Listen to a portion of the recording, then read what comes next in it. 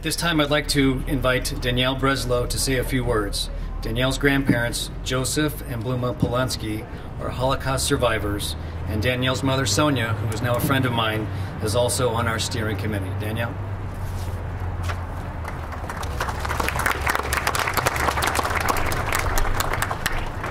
Thank you, Ben, and thank you to everyone here for seeing the power of this rail car, to remind people of those we lost more than 67 years ago, but also to remind people that injustice, anti-Semitism, racism, and persecution still exist.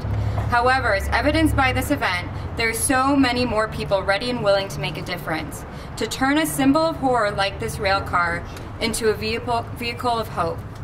An educational opportunity so that my generation and future generations never forget what can happen when people sit idly by, so that we won't let it happen again.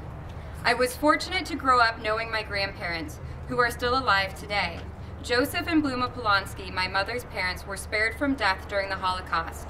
They chose to rebuild in America, not only for themselves, but on behalf of the Jewish people.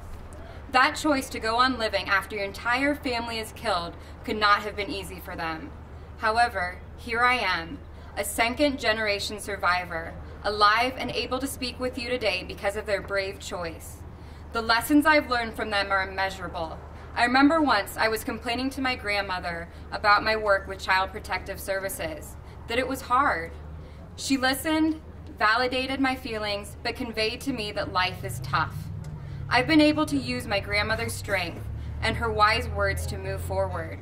I now have my master's degree and I work as a counselor for low-income families.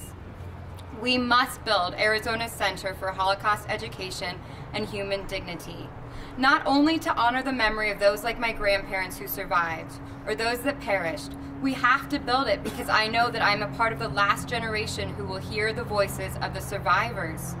I am the last generation who will hear the stories of those like Colonel Shames directly from his mouth.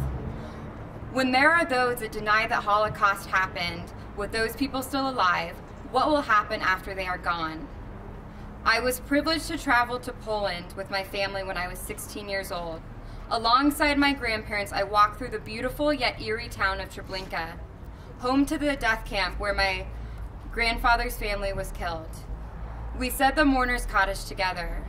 For me, the Holocaust is very real, but I know my experience is not something many people have had the opportunity to do. We must preserve the truth for our children and future generations so that they are just as moved as I was traveling to Poland with my grandparents. Future generations must recognize injustice when it happens. Not only that, but they must know what to do to fight it. They must know how to preserve human dignity, and they must be empowered to act to change it for the better. Thank you for your support at this event today. On behalf of the families whose lineage includes survivors, thank you for seeing this museum as a critical project for our community. Thank you, Danielle.